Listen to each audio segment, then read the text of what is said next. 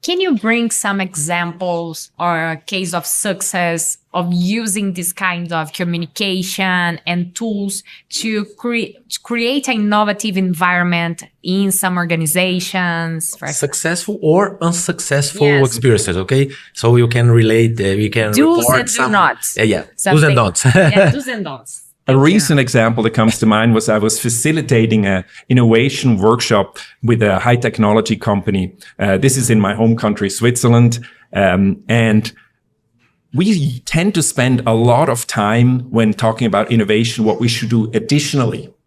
So what I did with that team, I also focused on what should we no longer do. And the success for me was they identified 4 things that they can stop that will save them a lot of money and that have no longer any value for the customer. But they had just been doing it, traditionally, and the competition. Inertia. Yeah, inertia, exactly. The competition also did the same things, but we focused a lot in this innovation workshop, not only on how they can leverage more their uniqueness, but which is important, but also what can we stop? And, these great questions that are sometimes underexplored, they are really catalysts for innovation. And what I liked is we were a very diverse group of people, the CEO, the chief technology officer, but also somebody who had joined the company recently, just, 6 months ago, who brought in fresh perspectives and said, I never understood why we do this in the first place. But for that, you also have to create psychological safety. Yeah. Everybody can speak freely. You won't get smacked down if you say something critical. Okay. I think so the method was important. We used only visual methods so that we could see opportunities for reducing also certain activities. And in the end, they also had a nice documentation to make sure the ideas survive later on. That's also important. You have to document the ideas in a way that they can then be implemented. You have to give feedback for those who contribute in the process, okay? Exactly. They Not everybody can be in the workshop. They feel involved, they feel rewarded, recognized, okay? For sure. Yes, and you have to give them, once again, the freedom to specify how they're going to enact the idea, how they're going to implement. That's also important. People will always feel more motivated to implement innovation if they have made it their own, if they have added their own elements. Mm-hmm. So the reason why I wanted to mention that recent experience is we often think innovation is doing more. Yeah. But sometimes innovation can also mean doing less, not continuing things that you have done that you thought were needed, but they're really not needed. So I would encourage, everyone, when you're doing innovation workshops, also think, what can we stop? What would be an innovation that we stop doing this? We no longer offer this, or we no longer ask this from clients, or we no longer provide this. Stopping doing things is also a kind of innovation, but one that we don't give enough attention to. A recent study in Nature even showed that we have this subtraction bias, that we don't think about what can we subtract to solve a problem? What can we eliminate? And it's such a fruitful question to ask yourself, for sure. Where can we reduce effort? Especially, as you said, fantastic. Many people are overwhelmed, have too much work. So let's ease that. Let's think about what can we eliminate.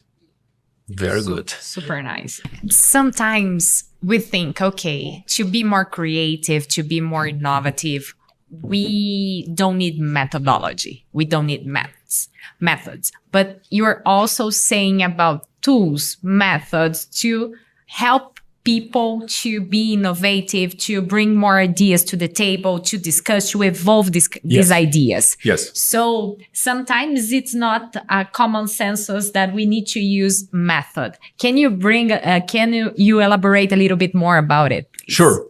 One of the most frustrating results in my research was when I did a survey among many, many managers together with my students of what are creativity techniques that managers know. So we surveyed a lot of managers. Hey, what creativity techniques do you know? And guess what? Or do you use? I think it would be less. We asked both. Oh, that's nice. Which one do you know and which one do you use? Uh-huh. And the answer was the same. And it was just one. And it is the worst one. It is exactly what you said, Claudia. It was brainstorming. So they know only one technique. And unfortunately, it's the worst one. Right? So... And it's like a child who has a hammer. The whole world becomes a nail that needs hammering, right? So whenever they have a complex problem, they say, oh, let's do brainstorming, because brainstorming gives you that pseudo feeling of being creative. But it's really just a pseudo feeling. Many studies show that.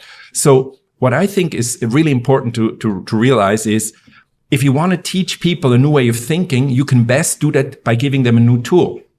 Right? Buckminster Fuller, the famous architect, he said that, and the inventor of the Fuller M, he said, if you want to teach people a new way of thinking, just give them a new tool. And using that tool will lead to a new way of thinking. I really believe in that. But you have to have a toolbox that is versatile enough. You can't just use brainwriting and think it's good. Sometimes you need reverse brainwriting. How can we make things worse in order to reframe? Sometimes you need the 5 whys to get to the root causes and address that. Right? Sometimes you need visual variation to get into a visual mode of thinking.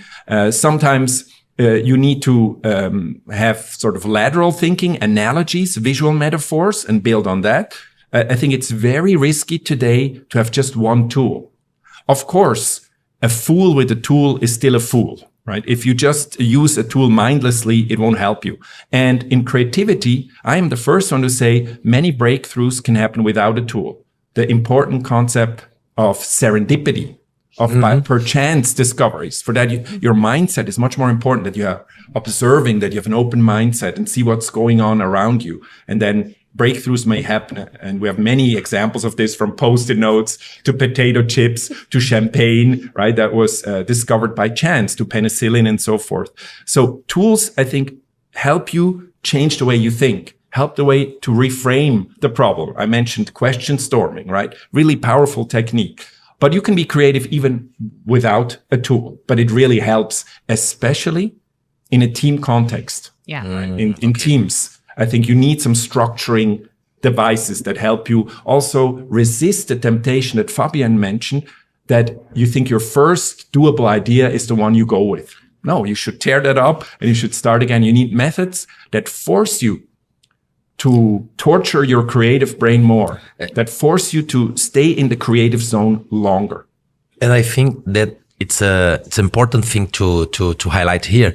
That's the power of the tool on creating, building, and not only the expected result of the dynamics of the workshop. For example, we see that a lot. Sometimes the result of the workshop isn't so successful in terms of idea generating, but the event created a relationship between people involved there who fosters collaboration in sequence of the event. So that's a kind of indirect effect of using collaborative tools, for example.